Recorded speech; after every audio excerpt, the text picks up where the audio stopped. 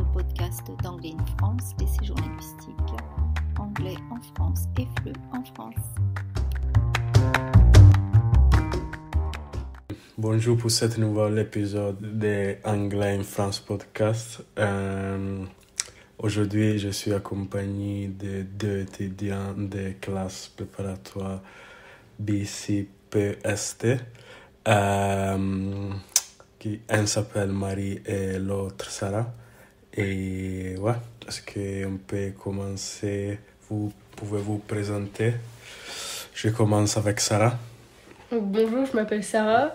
Je suis actuellement étudiante en prépa BCPST. Je vais rentrer en deuxième année dans la prépa de Montaigne à Bordeaux. Marie? Et donc, je m'appelle Marie. Donc, je suis étudiante en prépa BCPST à Saint-Louis, à Paris.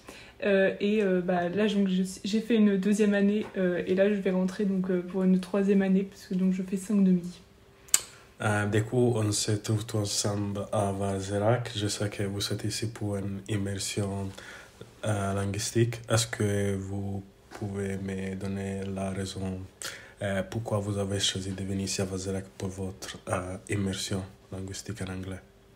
Parce que moi j'ai des difficultés en anglais et j'avais besoin d'améliorer. Et cette immersion dans les familles, c'est une bonne chose. De la même manière que Sarah, j'avais beaucoup de difficultés en anglais et c'est ce qui a pêché pour moi au concours. Et du coup, donc, faire une immersion ici et en plus avoir des cours la journée, c'était parfait pour m'aider au moins améliorer mon niveau d'anglais. Et du coup, quelles difficultés vous avez fallu surmonter durant votre première année de prépa? Vous avez parlé de l'anglais. C'était la chose plus difficile à surmonter ou bien il y avait aussi quelques autres matières un peu difficiles? Moi j'ai connu du coup la nouvelle réforme. En terminale on a dû abandonner une matière. Et du coup, oui, ça a été une autre difficulté à surmonter parce que moi j'avais abandonné la physique. Et du coup, j'ai dû rattraper toute l'année de terminale de physique durant cette année. Moi, heureusement, je n'ai pas connu cette réforme. On n'avait pas particulièrement de lacunes, mais en maths et en physique-chimie particulièrement, on ne pensait pas que le niveau demandé en prépa était si élevé, sachant que dans le BCPST, il n'y a pas beaucoup de maths. Et là, c'était une vraie découverte. Et je comprends.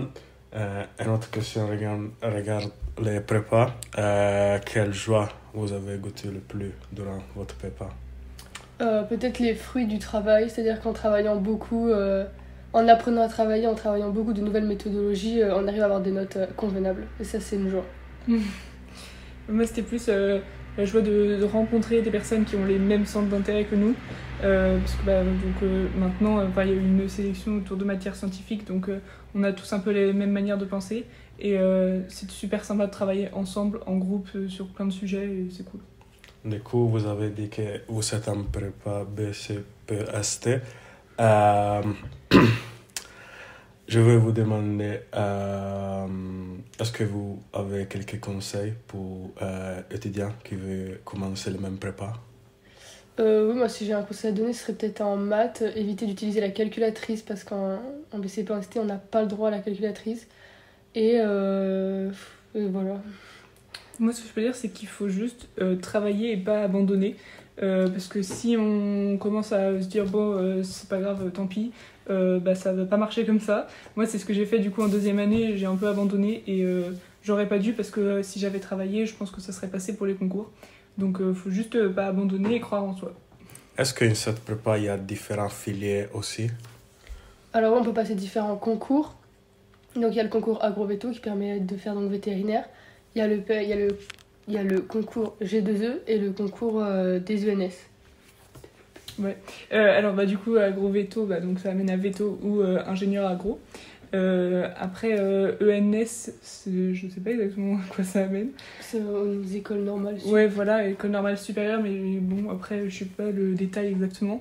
Et G2E, c'est plus pour ce qui est géologie, dans les eaux, etc. Donc, voilà. Tout à fait. Donc après cette prépa, qu'est-ce que vous pouvez faire donc, comme travail ou bien votre propre ambition après finir cette prépa? Moi, j'aimerais intégrer une école d'ingénieur, n'importe où, ou intégrer donc les ENS. Donc moi, ce serait une école vétérinaire, peu importe laquelle aussi, une qui veut bien. Et voilà, si je peux me spécialiser dans l'équin, pourquoi pas, mais voilà. Maintenant, c'est jeudi. Demain, ça va être vos derniers jours ici à Vazerac pour votre immersion. Est-ce que vous pouvez me dire quelque chose regardant votre expérience et aussi, est-ce que vous recommandez cette expérience d'immersion en anglais?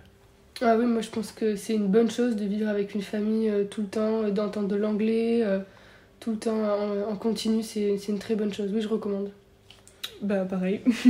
Et puis surtout que c'était aussi très centré sur le fait de prendre confiance en soi pour parler en anglais. Et je pense que c'est très important, surtout avec l'école qu'il y a en prépa, etc. Il faut être assez sûr de soi quand on parle d'un sujet et qu'on doit le développer. Donc je pense que c'est vraiment bien comme expérience. Comment avez-vous trouvé votre séjour dans les familles d'accueil donc? Très bien, ma famille était très bien. Elle avait des enfants avec qui j'ai pu faire plein de choses ludiques, mais tout en anglais. Donc ça m'a appris plein de choses. Pareil pour toi, Marie? Oui, de la même manière, c'était très sympa. On s'est bien amusé. Pour conclure, est-ce que vous avez un souvenir de cet séjour ici, avec anglais en France? Des souvenirs, je vais en garder plein, oui. Après, est-ce qu'il y en a un en particulier? Non, pas forcément. Mais c'est vrai qu'on a appris vraiment plein de choses et des choses vraiment des choses qu'on savait pas du tout. Du coup, c'est vraiment, vraiment super bien. Oui, on a appris beaucoup de choses et surtout, comme je l'ai expliqué tout à l'heure avec la confiance en soi, la professeure qu'on avait, Elisabeth, était très attentive avec nous et on a fait d'école à l'extérieur et c'était très sympa. Merci beaucoup d'avoir partagé votre expérience et bonne chance avec votre étude. Merci. Merci d'avoir écouté cet épisode de podcast jusqu'au bout. Si vous souhaitez nous poser des questions sur le sujet ou simplement suivre les actualités d'Anglais in France, je vous invite à nous rejoindre sur le site AIF, sur Instagram ou sur LinkedIn par exemple. Plaisir de vous retrouver sur notre chaîne.